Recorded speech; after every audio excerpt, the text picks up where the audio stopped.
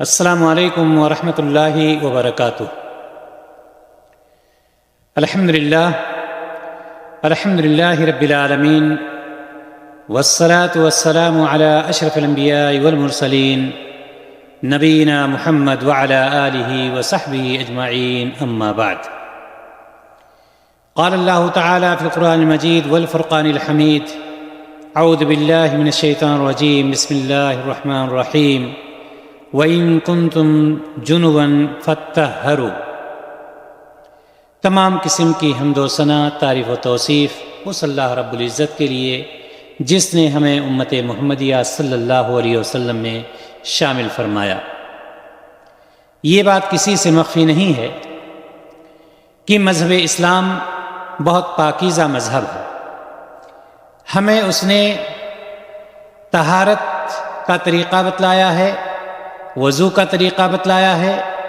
وہیں پر اگر کسی شخص کو غسل کرنے کی ضرورت ہے، نہانے کی ضرورت ہے، اشنان کرنے کی ضرورت ہے، تو اس کا بھی طریقہ شریعت اسلامیہ نے بتلایا ہے۔ اسی لیے اللہ تبارک و تعالیٰ سورہ مائدہ میں یہ ارشاد فرماتا ہے، وَإِن كُنتُم جُنُبًا فَاتَّطَهَّرُوا، اور اگر تم جنبی یعنی ناپاک ہو تو پاکی حاصل کرو۔ یعنی اللہ تبارک و تعالیٰ نے یہ بتلایا کہ اگر ناپاک ہو، جنبی ہو، تو نہاؤ، دھو، پاکی حاصل کرو۔ یہ اللہ تبارک و تعالیٰ نے حکم دیا ہے۔ غسل کا مطلب کیا ہوتا ہے؟ غسل کسے کہتے ہیں؟ غسل کا مطلب ہوتا ہے تمام بدن کا دھونا، یعنی نہانا، اشنان کرنا، اس کو غسل کہا جاتا ہے۔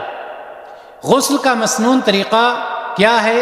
اگر ایک شخص ایسا ہے جس کو غسل کرنے کی ضرورت ہے، جس کو نہانے کی ضرورت ہے، واجب ہے اس کے اوپر غسل، تو اس کو کیا کرنا چاہیے؟ کون سا طریقہ شریعت اسلامیہ نے اس کو بتلایا ہے؟ یہ بہت ہی اختصار کے ساتھ میں آپ کی خدمت میں پیش کرنے کی آج کوشش کروں گا۔ محترم حضرات و خواتین، ایسے شخص کے لیے چاہے وہ مرد ہو یا عورت ہو، اگر اس کے اوپر غسل واجب ہے تو اس کے غسل کرنے کا مسنون طریقہ یہ ہے کہ سب سے پہلے دل میں غسل کی نیت کرے، غسل جنابت کی دل میں نیت کرے، چونکہ اللہ کے رسول صلی اللہ علیہ وسلم نے فرمایا انما الاعمال بالنیات، تو سب سے پہلے اس کو غسل کی نیت کرنا ہے۔ جب اس نے غسل کی نیت کر لی کہ مجھے جو غلاظت لگی ہوئی ہے، جو نجاست لگی ہوئی ہے، اس کا ازالہ کرنا ہے، تو اب اس کو چاہیے کہ پھر وہ بسم اللہ کہے۔ نیت کر لیا اس نے، اب اس کو چاہیے کہ وہ بسم اللہ کہے۔ بسم اللہ بھی کہہ لیا اس نے، دونوں اب چاہیے اس کو کہ دونوں ہاتھ کو کلائیوں تک، کلائی کس کو کہتے ہیں؟ اس کو کلائی کہتے ہیں، کلائیوں تک 3 مرتبہ دھلے، دونوں ہاتھ کو کلائیوں تک 3 مرتبہ دھلے۔ چونکہ میں نے بتلایا کہ یہ غسل جنابت ہے، تو ایسے شخص کو چاہیے کہ پھر وہ اپنی شرمگاہ کو بائیں ہاتھ سے دھلے، دائیں ہاتھ سے پانی ڈالے اور شرمگاہ کو بائیں ہاتھ سے دھلے۔ اب اس نے اپنے شرمگاہ کو بھی صاف کر لیا، جو کچھ گندگی تھی ختم ہو گئی۔ اب اس کو چاہیے کہ چونکہ اس نے اپنے ہاتھ کو استعمال کیا تھا، تو اس کو چاہیے کہ اپنے دونوں ہاتھوں کو صابن سے، مٹی سے، جو بھی دستیاب ہو، اس سے اپنے ہاتھوں کو اچھی طرح سے دھل کر کے صاف کر لے۔ اب اس کا ہاتھ صاف ہو گیا، اس کے بعد اس کو کیا کرنا ہے؟ اس کے بعد اس کو مکمل وضو کرنا ہے۔ مکمل وضو کا مطلب کیا ہوتا ہے؟ مکمل وضو کا مطلب یہ ہوتا ہے کہ جس طرح سے نماز کے لیے کوئی شخص وضو کرتا ہے، اسی طرح سے بالکل وضو کر لے۔ ہاں، اگر ایسی جگہ پر کھڑا ہے کہ پانی اس کا نہیں ہٹ رہا ہے، پانی پیر پہ رکا ہوا ہے، یعنی جہاں پیر سے کھڑا ہوا ہے پانی، تو پیر کو چھوڑ دے اور باقی وضو مکمل وہ کر لے۔ پھر اس کو چاہیے کہ اپنے سر پر 3 مرتبہ پانی ڈالے اور بالوں کی جڑوں تک خوب اس کو تر کرے۔ وضو کر لیا، وضو کرنے کے بعد اس کو کیا کرنا ہے؟ اب اس کو چاہیے کہ اپنے سر پر 3 مرتبہ پانی ڈالے اور بالوں کی جڑوں کو خوب تر کرے۔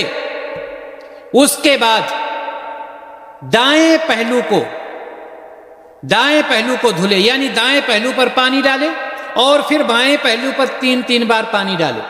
یہ غسل کا طریقہ ہے کہ وہ پہلے دائیں پہلو پر 3 بار پانی ڈالے گا اور اس کے بعد بائیں پہلو پر 3 بار پانی ڈالے گا۔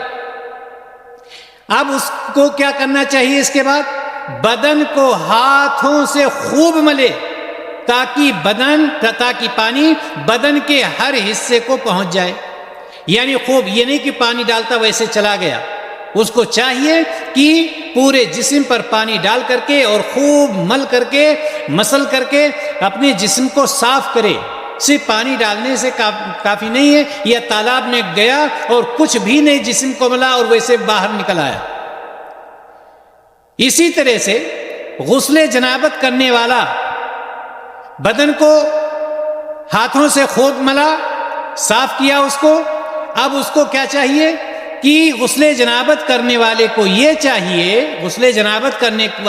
چاہیے، چاہے وہ مرد ہو یا عورت ہو، وہ بدن کے ہر حصے تک پانی کو پہنچائے اور اسے تر کرنے کی پوری کوشش کرے۔ ہاں، ایک بات یاد رہے، اگر شروع میں اس نے وضو کرتے وقت اپنے پیر کو نہیں دھلا تھا، چونکہ وہاں پانی رک رہا تھا، تو وہاں سے الگ ہو کر کے اب اپنے پیر کو بھی دھل لے۔